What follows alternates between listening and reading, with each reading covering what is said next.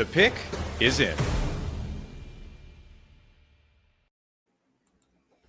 All right, the Pittsburgh Penguins have made another selection in the 2025 NHL Draft. I'm Gil Martin, and I'm joined now by the host of Locked On Penguins, Hunter Hodes. The Penguins taking Will Horcoff with the 24th overall pick in the first round. And Hunter, your first impression of Will Horcoff? First off, he's the son of Shawn Horcoff. Gil, I think we are both old at this rate. But in terms of Will Horcoff, first thing that jumps out, his size. He is another big dude. That's the second straight big size player that they have taken. You can see the big element, at least one of them in this draft so far, outside of taking 3 forwards in the first round, is size. Penguins, they want to get bigger, they want to get meaner, and they want to get tougher to play against. Will Horcoff fits all of those. He's a good forechecker. From some of the tape I've watched, he's good through the neutral zone. His production this year for Michigan was okay, 4 goals, 10 points, 18 games. I would like to see that improve going into next season for the U18s, 2 goals, 4 points in 7 games. So he does have some offensive ability.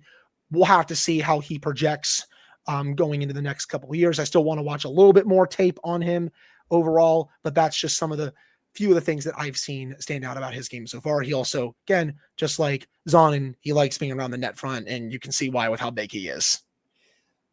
Do you think it helps a player to have a father who played in the NHL? I mean, sure, it definitely has an advantage, but he still wants to carve his own legacy. He wants to be his own player. So again, it definitely helps. But at the end of the day, I think he just wants to, again, write his own story. But yeah. Playing at Michigan, a hockey school with a great tradition.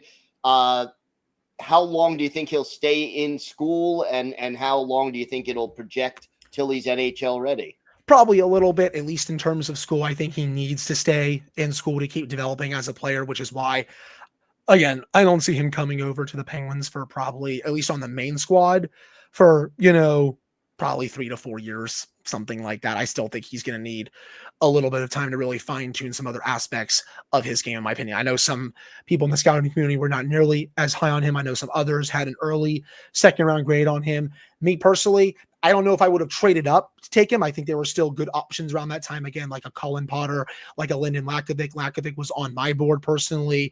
I wouldn't have taken him in the early teens, but I think, right around that 24 range would have been perfect. He went later to Washington, which is annoying. Really good shooter. Also another big dude. But still, it's at least fascinating. Like they took someone who I don't think a lot of people figured they would with that pick, but I also don't think anyone expected them to have 3 first-round picks tonight. You have 3 first-round picks. You mentioned the emphasis on size. Where do the Penguins go from here?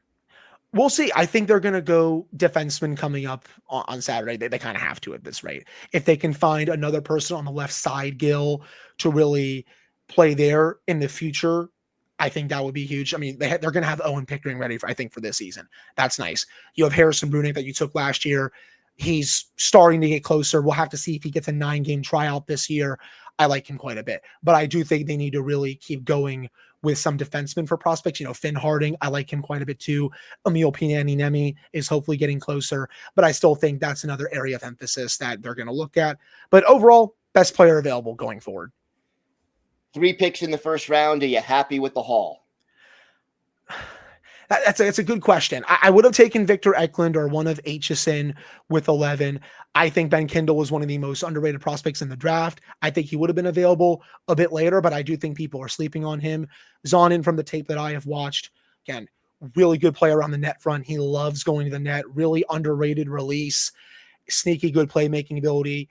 I think fans are going to love him. He can also punish players on the forecheck, physical presence. With Horcoff here, I think to me, he's maybe a little bit more of a project for a first-round pick. So I'm fine with it. I'm not like you're an Islanders guy, Dale. So you're over the moon right now with your selections. I'm not at that right now, but I'm okay with it, I think is the word to say. I don't think this is a disaster or anything like that. All right. Well, for continued coverage of Will Horcoff and all of the Penguins picks, check out Locked On Penguins on YouTube or wherever you get your podcasts. It's part of the Locked On Podcast Network, your team every day.